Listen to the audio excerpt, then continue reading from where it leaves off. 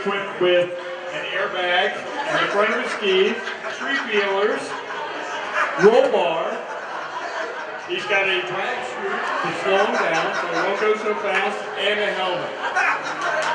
So he's going to be very well equipped when he goes back out to the floor.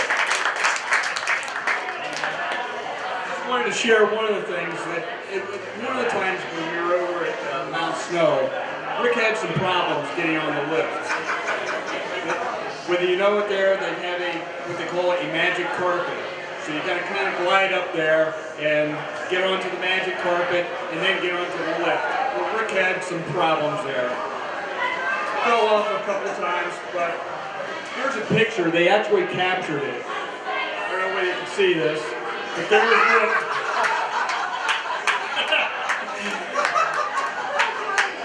Not quite as good as the pixelated picture over there, but it's hanging up. Welcome back to the slopes, Rick.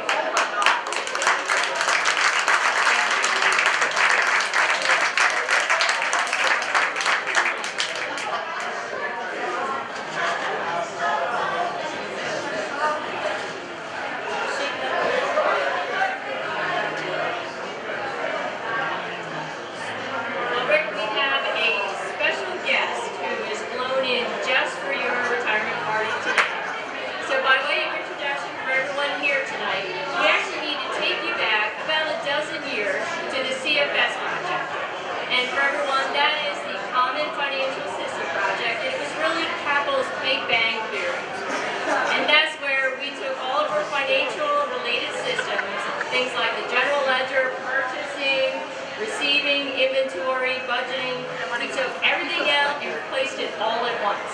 So you can imagine this was a pretty large and significant project, and everyone who was here who worked on it remember the long days, many meetings.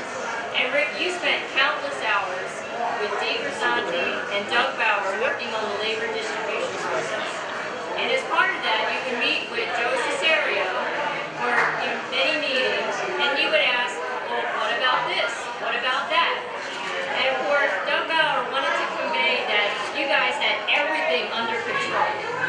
So he would not say, well, we got it, it's covered. I mean, this was such a significant project, it needed something more. So he would say, we're all over it.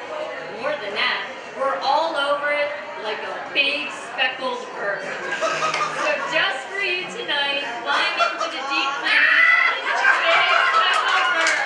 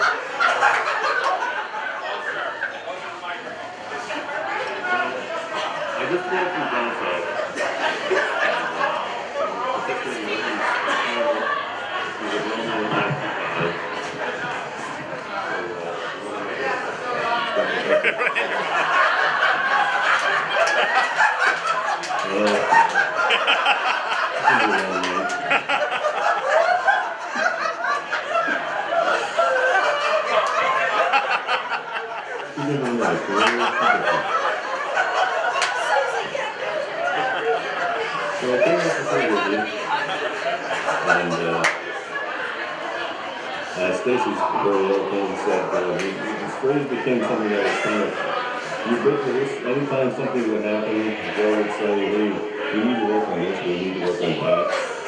And I said, Joe, don't worry about it, we're all over like a big speckled bird. And we had really a lot of good people working on the team, and Rick was one of them. And we would often have meetings where we work on something called labor costing, a very exciting project. And Joe would say, we have to work on this, we have to work on that. Ricky is being very calm and demure. We said, Ricky, we need to program something along these lines. Maybe, jump through hoops and walk through fire and so on. And Ricky was really very calm and said, we can do that!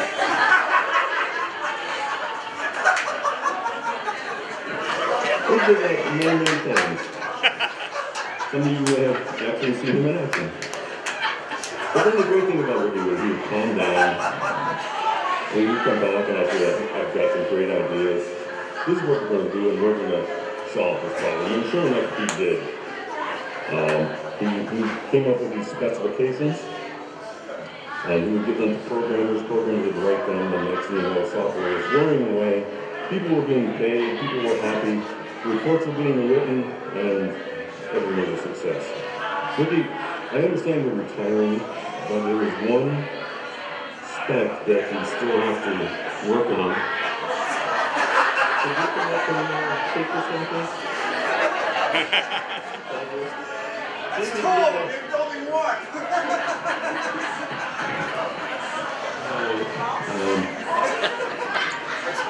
So Ricky would write these specs, and he would give them to this one gentleman who was a subcontracted programmer who was living in a garage. He hired nothing but the best of cattle. And he would go off and he would write these programs. And he actually uses a new language for writing financial software called Pac-Man. And he would generate reports, and then within the same program, he would speed up the report. He would generate another report and eat that report, and go all done with nothing left. And I think secretly that's what Ricky had actually asked him to do to cover all the evidence of the things he had learned. It was actually pretty successful. Here's my assistant, Ms. Dina. There's a couple of the things we had there that we were going to talk about. Oh yes. Ricky was actually being the well-read man of the world, soothsayer, sage, knower of all things, past, present, and future. He was well versed in history. And working with Guy Grisanti and Joe Cesaria, we determined that we need to take all the people in the laboratory and put them into categories, and then come up with averages and then cost their payroll through that process. It sounds simple, but it actually was rather complicated. We had a large chart table that would make that happen. But it was so complicated that it was difficult to understand. And then we said, you know what, we're going to call this, we have to give us a name, and what we're going to do is we're going to call this the Rosetta Stone. The Rosetta Stone, for those that are familiar with Egyptology, was a basalt piece of stone that was used to decipher the Egyptian hieroglyphics. And Ricky has the honor for perpetuity of naming that little piece of software called the Rosetta Stone. In fact, we enjoyed so much, we had two Rosetta Stones, Rosetta 1 and Rosetta 2. These are facts you would want to share with your grandchildren. So please make note of them if you could. I have to say though that in working with Rick, I didn't work with Rick a long time ago. When I first came to Capital on something called SPMS, another successful program, and then got to work with Ricky very heavily about 10 years ago on this project. But it was always fun, and we got along well. We did some good work, and we got to go golfing and golfing together with that Scotsman that was here not too long ago, and we had a good time. So we're still going to miss Ricky and the IT data fund. We want to wish him well, and we want to give him a couple of parting gifts. One would be the fact that the Egyptians heard about the fact that we have the Rosetta Stone, and we have an article here that states you might be able to hold up, and it says that Egypt wants the Rosetta Stone back. Can you read that? I know, okay. But we just have not to go back. We like to see if we have an answer. He said we need them more than you do.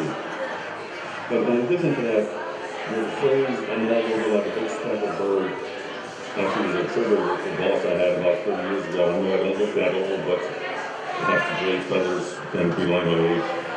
But he used that phrase often. But we would like Ricky to get all over retirement like a big speckled bird and leave him alone, happy, healthy retirement with him and his family. Ricky, all the best.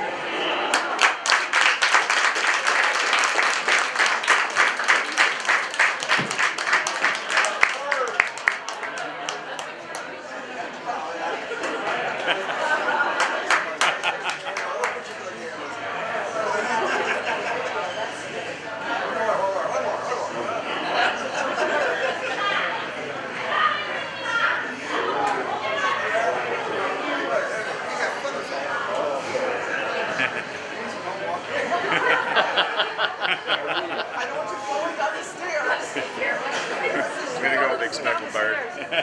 The stairs. Help him out, help him out.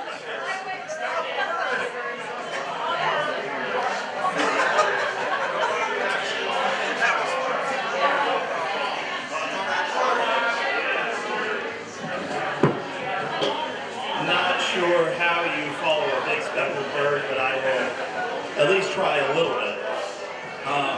I have here in my hand something that the President of the United States is giving to Rick Popek. This comes from his, prepared by his good friend John Fairhall, who, I'll just give you a little bit about him because he is a good friend of Rick's. Mr. Fairhall is a distinguished, nationally renowned journalist and sometimes drinking buddy of Rick's. He was formerly a reporter and editor for the Baltimore Sun and is known for his coverage of the Bill Clinton presidential campaign and his famous book, The 21st Century World Series Baltimore Orioles. You may be familiar with some of his work, and if you are, you probably have nothing else to do in life. Mr. Fairhall has been nominated for several Pulitzer Prizes, and not surprisingly, he hasn't actually won anything. He knows Rick. His current position is with a somewhat respected national news agency whose name is not being divulged to protect his employment there. Alright, so, from the office of the President, the White House. The President of the United States hereby declares January 23rd, 2014 to be, thank God, Rick Popek's retiring day, and bestows on him the Sergeant Bilko Award, the nation's highest honor for doing as little as possible without harm to our defense. Mr. Popek's dedication to the philosophy that less is more has encouraged great leaps in knowledge essential to the public welfare, especially his breakthrough discovery that only half a teaspoon of maraschino cherry juice is required to make the perfect Manhattan.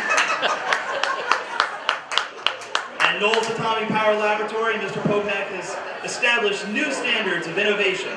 His record of never failing a drug test in more than 40 years of employment led to better detection of smuggled dog urine samples. Twice, he won managerial achievement awards for proving that taking naps is better than actually doing work. The Mung Prize for Research from Albany State University's class of 1973 recognized Mr. Popek's insight that covertly reading Playboy magazines in his office was more stimulating than studying computer manuals. I can't believe I'm saying this. The Pentagon is especially grateful for Mr. Popek's seminal work on motivation, titled, What Has Posterity Done for You? The government of Poland also wishes to express its thanks to Mr. Popek for never publicly acknowledging his ancestry. As a token of the Polish people, as a token of gratitude, the Polish people have donated to the Warsaw Home for the Criminally Insane a lifelike sculpture of Mr. Popek made entirely of Kabalsa, preserved in Slivovitz. And finally, in recognition of these other accomplishments, the President of the United States authorizes the National Park Service to grant Mr. Popek a lifetime permit to use wilderness outhouses in areas not actually frequented by the public. With best wishes for a happy retirement, as far away from Washington as possible, signed this day in Washington by my hand, Barack Obama.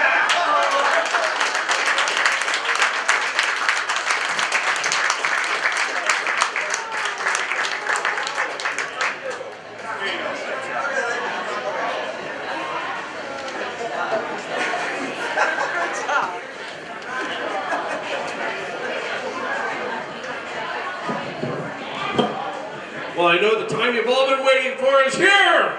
The time when we talk about IT and Rick's accomplishments in IT. When I first came to Capel, Rick Popek selected himself as my mentor. This is very similar, but not exactly the same, as Virgil guiding Dante through hell, or Solzhenitsyn's guide through the Gulag. I believed at the time that my career had finally reached its apex, working for Lockheed Martin. Little did I know that after 10 years,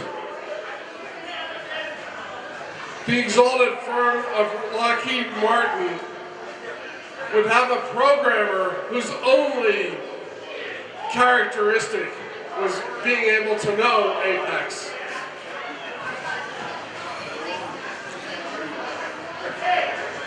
Information technology people, generally, and at Capel particularly, love acronyms. For example, the one we just used, Apex. In fact, I'm quite sure that this entire speech could be made up of acronyms. For example, the Capel GM told HRFS and IT to implement OC. Let's talk about one of the more modern acronyms. SQL, SQL, Structured Query Language. At this point in his career, Rick relies on tools like Apex to generate all of his code. According to Rick's way of thinking, SQL, in fact, SQL, stands for squirrel.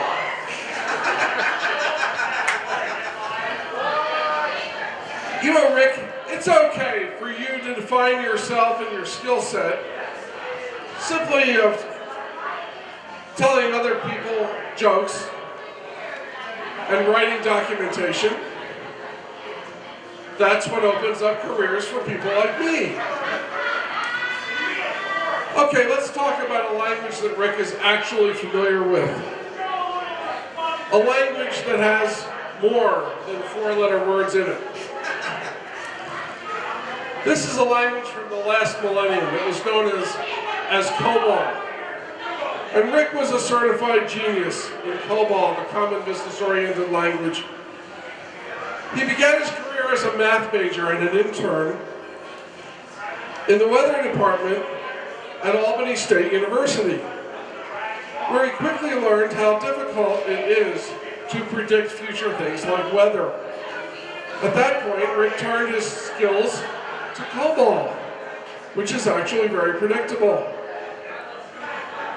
Even its errors are predictable. For example, there's a SOC 7, an SOC 7, which is a data exception, or a SOC 4. You may ask, what is a SOC 4? Well, of course, Rick, it's what goes on your feet. Rick truly excelled at writing COBOL, so much so that he was quickly given a promotion to systems analyst. Unfortunately for his career, that is where his career stayed for the next 30 years. Rick first, as my mentor, took me on a tour of the Capel basement where the old stockroom used to be. maybe you remember the old stockroom. It had pipes with dripping coming down. Some of you, I think, even may have worked down there. And I quickly realized that systems analysis, Rick's strength area and his specialty, could actually be pictured in terms of those pipe drippings coming down off the ceiling from the functional users upstairs. And in fact, the first-class career that I had envisioned at Lockheed Martin, at LMCO, quickly dissipated just as those pipe drippings did. And maybe if you remember exactly where the stockroom is, you remember what sort of things may have been dripping down from those pipes. So one of Rick's main technical accomplishments was implementing one of the first IDMS databases that was in existence about 30 years ago. Rick tells me that he received recognition from the Admiral for that database. And of course, one of my roles up here is to tell you the same jokes Rick would, so I'm going to mention that the Admiral recognition came in the form of a phone call late at night to the general manager, essentially asking, where the hell is Rick Popek and why won't he come in and take these calls?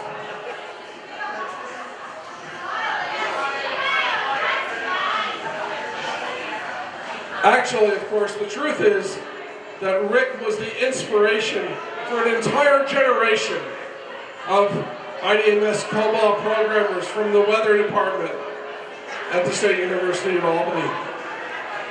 In fact, you may be surprised to learn that it was those same weather interns who invented something that we all know today as the cloud.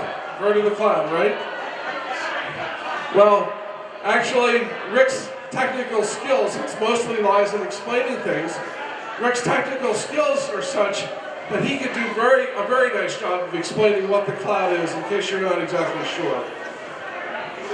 But unfortunately, Rick's main acquaintance with the internet is email, Facebook, and sorry to say this, Susie, but it's websites that you don't know about.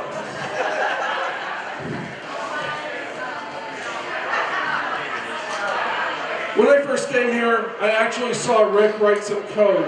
Now, in case you haven't figured this out yet, the main purpose of my being up here is to describe Rick's deteriorating technical abilities and skills. This code involves some code changes to something that was known at the time, and in fact still is known, as the Rosetta Stone. That, of course, involved a much earlier set of acronyms in Greek and in Egyptian hieroglyphs.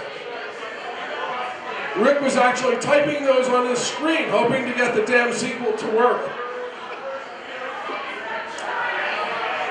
So he comes to me and he asks me for help. And because it wasn't COBOL or JCL, I gave him some help. Actually, the truth is that Greek is quite a bit easier to understand than Rick's sequel. Many years went by.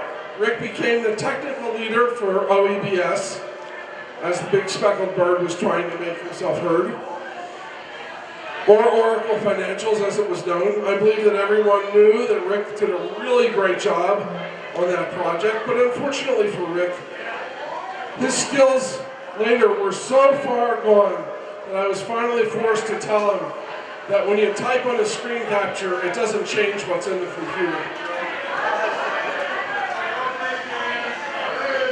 Another Rick project was NR2000 FDW.